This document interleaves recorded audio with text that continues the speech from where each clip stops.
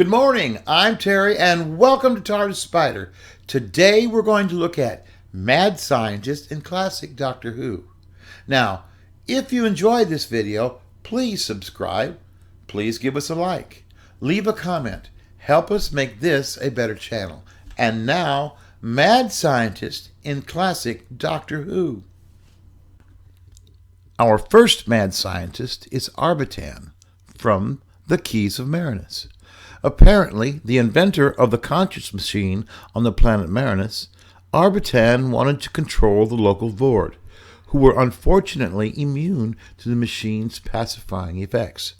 Arbitan scattered the machine's vital keys across Marinus, but quickly realized that this had been a mistake. He sent his daughter, his only daughter, to recover them, and when she didn't return, Arbitan would then blackmail the First Doctor and his companions into undertaking the same task.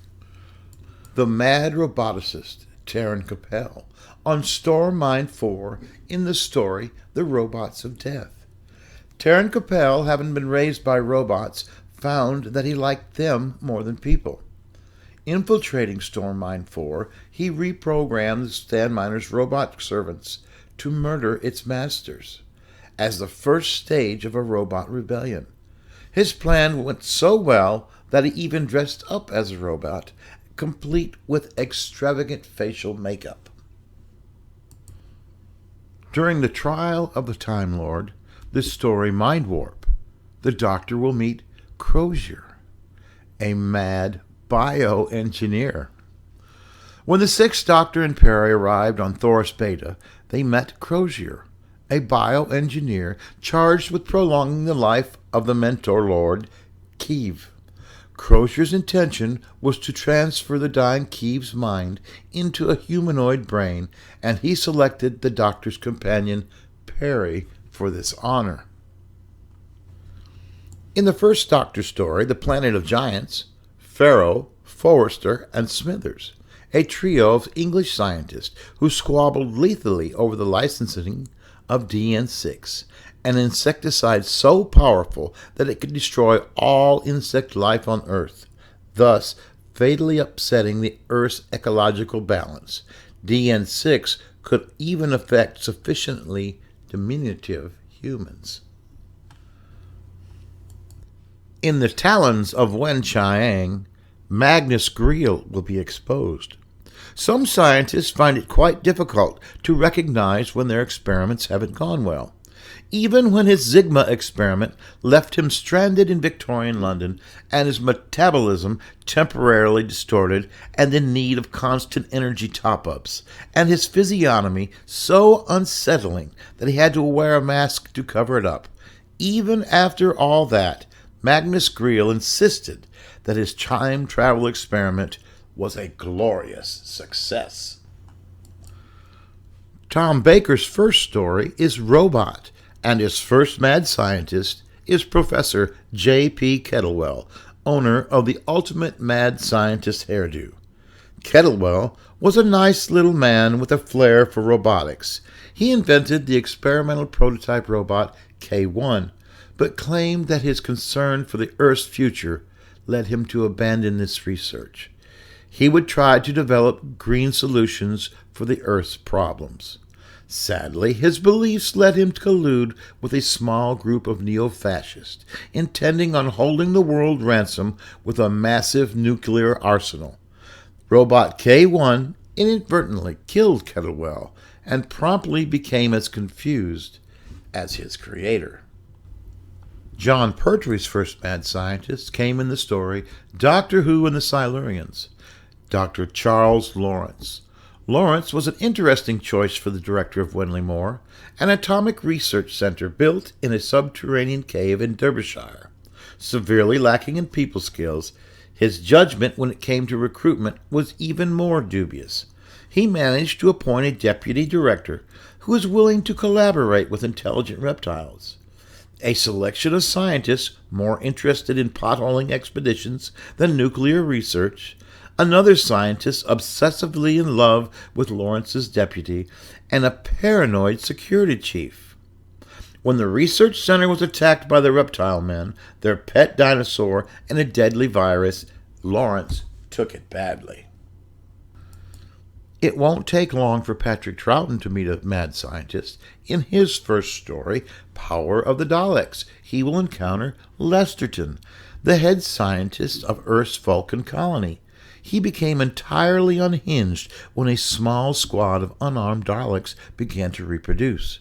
He had, though already been fairly unstable and obsessive, conducting secret experiments, colluding in the cover-up of a murder, and staging an elaborate ceremony to mark his penetration of a mysterious space capsule that he had already opened. The Sixth Doctor in the story Timelash will meet Megalyn the Borad. The Third Doctor exposed Megalyn's unethical genetic experiments on the Morloxes of the planet Carfel, but the scientists carried on anyway. Eventually, he managed to fuse himself with the Morlocks and promptly took control of Carfel, becoming the Borad and inventing the Timelash as the ultimate punishment, deterrent against rebellion. Dr. Mahendri Solin in the brain of Morbius. A covert member of the cult of Morbius, Solin rescued Morbius's brain when the renegade Time Lord was executed, keeping it pickled in a jar until such a time as he could install it into a new glorious physical form. Solin built this form from random bits of dead space travelers, a human arms, the lung of a birostrop, and the claw of a big space lobster. All he needed to complete the ensemble was a suitable head. In the Planet of Evil, we will meet Professor Sorensen. Sorensen was determined to discover an alternative energy source to his planet's dying sun. He was not put off by the deaths of every member of his expedition, nor by his sudden and startling transformation into an antimatter monster. He simply devised a potion to stabilize his anatomy for brief periods. One of many madmen in the story Inferno is Professor Eric Stallman. The founder of the Inferno project was A, unable to acknowledge any flaws or dangers in a scheme to drill through the Earth's crust. B, was really quite rude. C, fell prey to primordial impulses, and D, was just as bad in a parallel dimension. The mad scientist behind the dinosaur invasion, Professor Whittaker. This would-be architect of a new golden age, Professor Whittaker, was a brilliant temporal scientist who managed to make his time travel theories a reality and use them to scoop up dinosaurs from Earth's prehistory and dump them into the middle of an unsuspecting London.